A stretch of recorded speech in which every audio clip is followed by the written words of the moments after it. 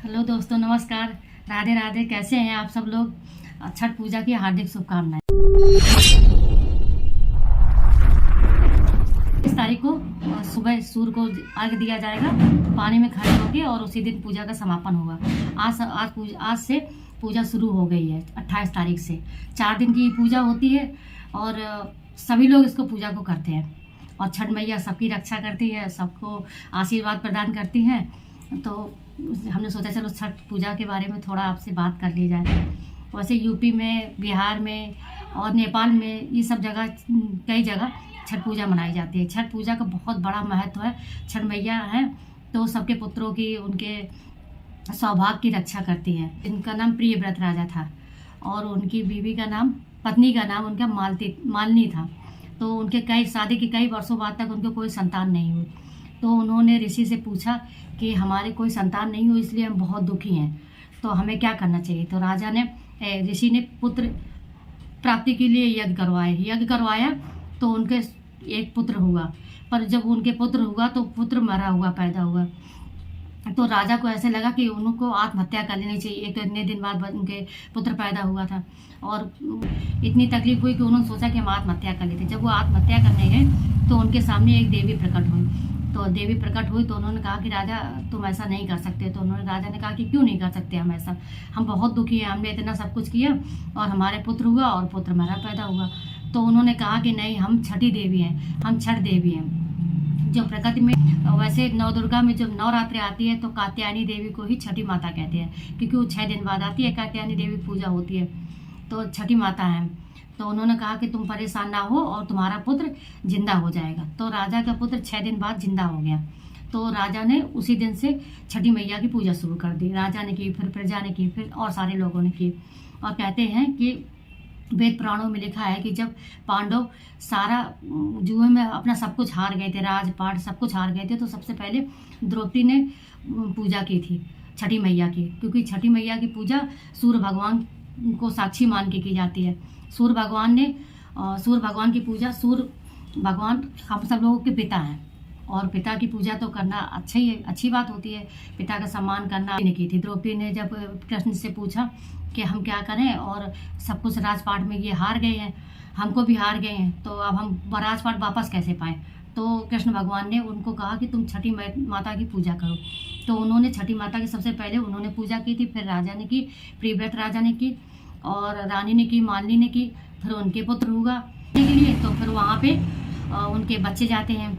बच्चे सूप ऐसे लेके जाते हैं, सूप में सारी सब्जी और फल सब कुछ रख के ले जाते हैं। फिर पूजा की जाती है। बहुत भीड़ होती है यहाँ, तो बहुत ही भीड़ होती है। और चौकी बना दी जाती है, उसमें चारों तरफ गन्ना गड़ा दिए जाते हैं। फिर वहाँ गीत गाए जाते हैं, माता की कहानी होती है, फिर कहानी कही जाती है। फिर पानी में खड़े हो जाते हैं। फिर जब तक वो पूजा नहीं खत्म, समापन नहीं हो जाता, तब तक वो लोग नहीं निकलती है। पानी में ही खड़ी रहती है। तो इसीलिए आप सब लोग छठी माता की पूजा करते हैं। कैसे करते हैं आप सब लोग हमको बताइए। और कहते हैं चढ़ता सूरज धीरे धीरे ढल जाएगा। सूरज ढलना कोई कमजोरी बात नहीं है, ताकत की बात है। हमारे यहाँ तो चढ़ते सूरज को भी जल देते हैं और डूबते सूरज को भी जल देते हैं, अर्घ देते हैं। क्यों? क्योंकि सूरज एक तेज का प्रतीक है, जो हम लोगों को, हमारे जीवन को, हमारी पृथ्वी को एक ताकत देता है। इसलिए हम लोगों को सूर्य देवता की पूजा करनी चाहिए। दीपावली के 6 दिन बाद छठ पूजा होती है। जो कात्यायनी माता है, जो ब्रह्मा की मानस पुत्री है, उनकी हमें पूजा खुशी खुशी करनी चाहिए।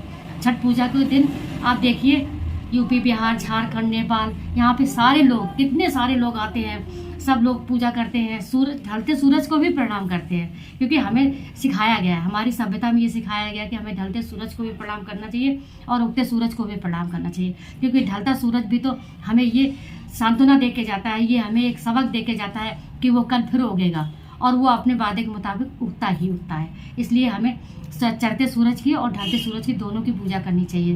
क्योंकि वो हमें जीवन दे रहा है। जब सूरज ढलेगा तभी तो चांद निकलेगा ना, तभी तो हमें रात का अंधेरा होगा। और उगता सूरज हमें ये बताता है कि अब अंधकार का समापन हो रहा है, अंधकार खत्म हो रहा है। हमारी जो युवा पीढ़ी है वो दिन भर कुछ भी करे, इसरो में रॉकेट छोड़े, कोई दिक्कत नहीं, पर शाम को वो 2 पन्ने केवल भगवत गीता के पढ़े। यही हमारी संस्कृति है, यही हमारी सभ्यता है और यही हमें नहीं भूलनी चाहिए, क्योंकि ये जरूरी है। आज अगर हम करेंगे, अगर हम छठ मैया की पूजा करेंगे तो देख देख के हमारे बच्चे भी छठ मैया की पूजा करेंगे, वो भी उपासना करेंगे, जैसे हम करते हैं ऐसे वो भी करेंगे। इसलिए छठ मैया की पूजा जरूर से जरूर करनी चाहिए और सबको करनी चाहिए, क्योंकि जब तालाब के किनारे या नदी के किनारे माता छठ मैया की जब पूजा होती है तो वहाँ पे माताएं रात को, शाम से लेके रात को, फिर सुबह 4 बजे से लेके जब वहाँ पे खड़ी होती हैं और जल में खड़ी होती तो वो अपने बच्चों के लिए, अपने बेटी के लिए, अपने बेटों के लिए, उनके खुशी जीवन के लिए ही प्रार्थना करने के लिए खड़ी होती है।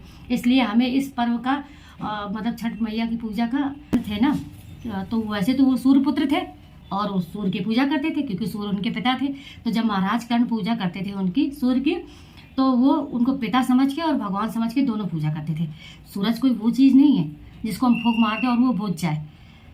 सूरज हमको प्राप्त हो रहे थे महाभारत के युद्ध में, तो उस दिन भी सूरज ऊपर था, चढ़ा हुआ था सूरज, पर सूरज भी उस दिन रो रहा था जब महाराज कर्ण अंतिम सांसें गिन रहे थे। इसलिए हमें सूर्य की पूजा करनी ही चाहिए, हमें छठ मैया की पूजा करनी ही चाहिए और छठ मैया से प्रार्थना करनी चाहिए, क्योंकि छठ पूजा का महत्व ही सूरज से है। क्योंकि सूर्य नारायण नहीं होते ना, सूरज देखिए ये जो ब्रह्मांड है, जो पृथ्वी है, इस पे भगवान कहाँ है वो साक्षात दिखाई देते हैं, क्योंकि सूर्य न कभी अस्त हुआ था और न कभी होगा। जब हम नहीं थे तब भी सूरज था और हम नहीं होंगे तब भी सूरज होगा। सूरज और चंद्रमा हमेशा रहेंगे, जब तक ये पृथ्वी रहेगी तब तक ये सूरज और चंद्रमा हमेशा रहेंगे। इसलिए हमें इनकी हमेशा अपने भगवान समझ के, क्योंकि सुबह सूर्य को प्रणाम पहले क्यों किया जाता था, इसीलिए किया जाता था क्योंकि लोग कहते थे कि ये हमारे भगवान हैं और इनसे हमारी सृष्टि चल रही है, तो इसलिए हम सुबह सुबह सूर्य नमस्कार करते। सब लोग सूर्य नमस्कार करते थे, योगा करते थे। योगा में दूसरे से प्रसाद मांगने के लिए खड़े होते हैं, लाइन में खड़े होते हैं और सबको माताएं बहनें प्रसाद देती है। इसलिए हमें छठ की पूजा करनी चाहिए, छठ का आदर करना चाहिए। इसी के साथ राधे राधे। छठ पूजा की फिर से हार्दिक शुभकामनाएं। वैसे आज 28 तारीख है तो आज नहाए खाए का व्रत है और कल ठेठुआ बनाया जाता है। ठेठुआ वो मैदा से और गुड़ से मिला के बनाया जाता है, बहुत खस्ता होता है, उसका खाने का स्वाद बहुत अच्छा होता है। आज नहाए खाए, कल ठेठुआ का वो होगा, उसका प्रसाद बनाया जाता है, बहुत खस्ता होता है, गुड़ और बेसन से और सब उसमें मोहन लगा के घी का बनाया जाता है ना, तो बहुत अच्छा होता है, क्योंकि छठ पूजा में तेल का इस्तेमाल नहीं होता है। और फिर तीसरे दिन होता है वो चने की दाल और लौकी बनाई जाती है, मीठा खाया जाता है।